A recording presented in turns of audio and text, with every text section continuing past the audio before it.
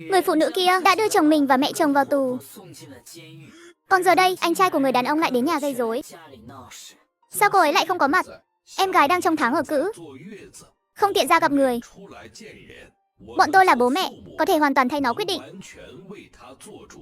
Anh có chuyện gì cứ nói với bọn tôi là được. Tôi nói đây là chuyện nhà tôi. Một người ngoài em là không tiện xen vào đâu nhỉ? Tôi là người ngoài sao? Chứ không phải à? Tôi chưa từng thấy nhà ngoại của con dâu lại xen vào chuyện nhà chồng bao giờ.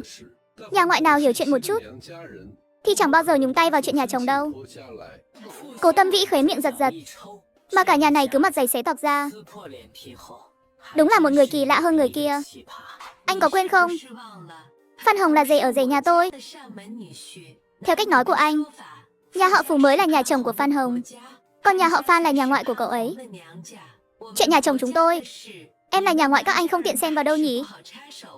Bị phản đòn một cách bất ngờ, Phan Nghị lập tức như cỗ máy khựng lại. Đàn ông với đàn bà sao giống nhau được? Đúng vậy, đàn ông với đàn bà sao giống nhau được chứ? Đàn bà còn sinh được con, đàn ông cưới về mà không đẻ được thì làm gì? Nhà tôi bỏ 20.000 để cưới cậu ta về. Cậu ta làm được gì? Đồ ăn trong nhà mà phản ngoài, không đẻ được con, còn dám trộm con nhà tôi. Bỏ cậu ta còn là nhẹ nhàng đấy. Cậu ta vốn nghĩ nói thêm vài câu hù dọa, dọa họ một chút. Nhưng em trai tôi đến ở rể nhà anh, chứ không phải bán cho nhà anh. Các anh cũng đừng quá đáng quá chứ. Hả, quá đáng? Thế anh nói xem quá đáng chỗ nào? Hạo Hạo, tôi thừa nhận mẹ tôi với em tôi đổi con là sai, nhưng cũng là vì nghĩ cho các anh thôi. Các anh không biết ơn thì thôi, nhưng cũng không thể bắt mẹ tôi và em tôi nhốt lại chứ. Gì mà nghĩ cho chúng tôi? Ở thành phố, chính sách kế hoạch hóa gia đình nghiêm lắm, mỗi nhà chỉ được đẻ một đứa. Đúng không nào? Sao nào, hừ. Còn sao mà chỉ được đẻ một đứa? Phú lễ nhà anh đẻ ra một đứa con gái, anh chẳng phải tuyệt hậu rồi sao? Nghĩ đến nhà anh danh giá thế, không có con trai nối dõi thì không được. Mẹ tôi mới nghĩ ra chuyện đổi con giúp anh. Đi đổi con trai nhà người ta ai mà chịu. Lén đi đổi, bị người ta bắt được chẳng phải bị đánh chết sao? Tôi còn chẳng có con trai đây, vất vả lắm mới có được một đứa, lại đổi cho anh. Anh không cảm ơn thì thôi, còn nhốt mẹ tôi với em tôi lại. Có ai vô ơn bạc nghĩa như các anh không? Vợ chồng Phú Vĩ nghe mà sững sờ. Đã gặp kẻ trơ trẽn, nhưng chưa thấy ai trơ trẽn thế này. Trộm con nhà người ta thì thôi, con bảo là vì tốt cho họ. Thế này thì để nhà họ Phú chúng tôi nối dõi tông đường. Các anh hy sinh cũng không nhỏ nhỉ. Tôi xin cảm ơn anh lắm. Biết thế thì khỏi khách sáo, thả mẹ tôi với em tôi ra là được. Đều là người một nhà, chúng tôi cũng không so đo. Đừng mà, để cảm ơn các anh, tôi cho mẹ anh với em anh đi ăn cơm nhà nước miễn phí. Có ăn có ở. Đủ nghĩa khí chưa? Ý gì đây? Các anh không chịu thả người đúng không? Hắn vừa kích động đứng dậy, vai đã bị hai bên giữ chặt. Hai bàn tay to ẩn hắn ngồi xuống. Lời này là sao? Gì mà chúng tôi không chịu thả người? Họ phạm pháp, pháp luật phải trừng trị họ. Liên quan gì đến chuyện chúng tôi thả hay không? Có bản lĩnh thì anh đến trại tạm giam mà đòi người đi. Các anh không tố cáo thì họ bị nhốt sao nổi? Chúng tôi sao không tố cáo được? Bà già nhà anh suýt ném cháu gái tôi xuống lầu. Anh bảo tôi sao không tố cáo được? Một đứa con gái vô dụng, chết thì chết thôi. Chết rồi còn cho anh cơ hội đẻ đứa thứ hai. Tôi còn đang giúp hai người đấy chứ. Ngay cả lý thuyết này cũng lạ đời. Đúng là được mở mang cái gì gọi là giống loài biến dị. Cả nhà này đầy những suy nghĩ độc ác. Không phải tự nhiên mà có mấy lý lẽ này. Lý do của anh để dành lên tòa nói với luật sư đi. Ý gì đây? Thật sự đưa lên tòa sao? Sao? Anh không nghĩ chúng tôi đùa chứ? Chẳng phải là người một nhà sao? Có gì thì nói rõ ra. Nên xin lỗi thì xin lỗi, nên bồi thường thì bồi thường. Sao phải làm khó coi thế? Chuyện này không thương lượng, lên tòa là chắc, hôn cũng phải ly. Cái gì mà ly hôn? Nhà anh thật sự muốn bỏ Phan Hồng sao? Nói bỏ là nói giận thôi. Thời đại nào rồi? Chẳng có từ bỏ ở đây.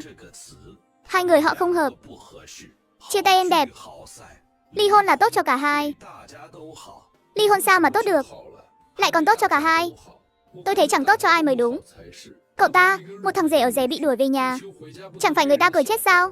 Còn Phú Lễ nhà anh cũng chẳng được gì tốt đẹp. Gái đã qua một đời chồng, đẻ một đứa con. Ly hôn rồi cũng bị người ta cười nhạo. Cậu ta thế này ở nhà cũng chẳng gả đi được. Ai mà thèm đấy? Xin lỗi nhé. Con gái nhà tôi chẳng cần gả đi đâu cả. Chúng tôi nuôi được. Dù thế vẫn người ta cười nhạo. Các anh không biết xấu hổ. Chúng tôi còn biết xấu hổ đấy. Chúng tôi biết xấu hổ sao nổi. Biết xấu hổ mà đi đổi con nhà chúng tôi à? Đừng bảo là vì tốt cho chúng tôi. Bà già nhà anh đã thừa nhận rồi. Đổi con chẳng liên quan gì đến việc tốt cho chúng tôi cả.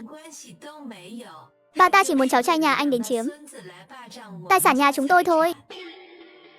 Chuyện đã rõ ràng rồi. Mục đích của chúng tôi cũng nói với anh rồi. Tôi nghĩ anh chẳng còn gì để nói nữa đâu.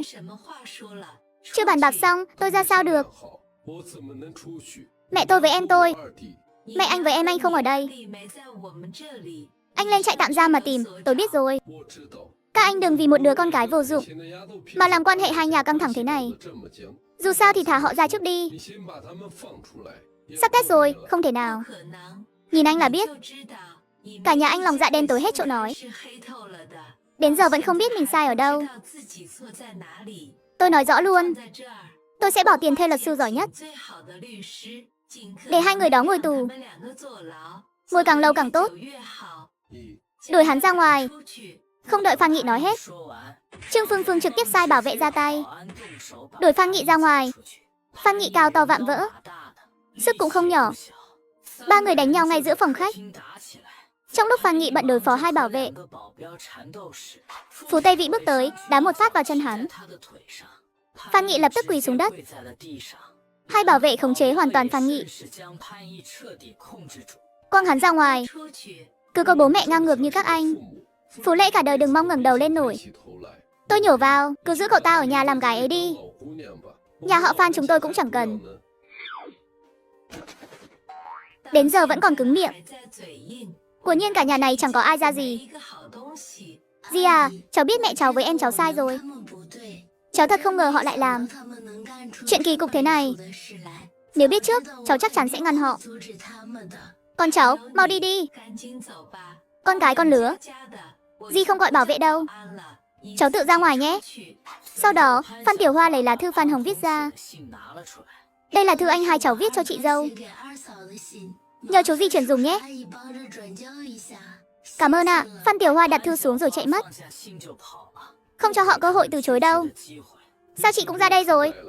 Đến anh là người đàn ông trụ cột nhà mà còn bị đuổi ra. Chị là một người phụ nữ chẳng có quyền gì. Chẳng lẽ họ lại đối tốt với chị được sao? Chị vào được trong đó cũng là nhờ phúc của anh cả đấy. Thôi đi, đừng có mà châm chọc tôi. Lúc nãy tôi lý luận với họ. Sao chị chẳng nói lấy một lời? Giờ lại ra vẻ tôi chị. Rốt cuộc anh có muốn cứu mẹ với em hai ra không? Dĩ nhiên là tôi muốn rồi. Muốn mà anh cứ im thìn thích thì tôi nói thế nào được? Chị giúp anh hay giúp họ đây? Anh còn muốn giúp người ngoài sao? Dĩ nhiên là giúp anh rồi. Giúp anh. Một mình anh đã làm họ ghét cay ghét đắng thế rồi. Chị còn giúp anh nữa. Rồi sau này họ ghét luôn cả chị, cả nhà mình luôn thì sao? Cả nhà đều bị họ ghét bỏ. Đến lúc đó thật sự chẳng còn chút cơ hội nào để cứu vãn nữa. Chị còn muốn cứu vãn sao? Chứ sao? Chị không nói lời khó nghe làm mất lòng họ. Biết đâu sau này chị dâu hay hết tháng ở cữ. Chị còn có thể nói vài lời với chị ấy. Nếu chị cũng như anh, làm họ ghét bỏ dữ dội, thì chị còn mặt mũi nào gặp họ nữa. Vậy mẹ với em hai thì làm sao đây?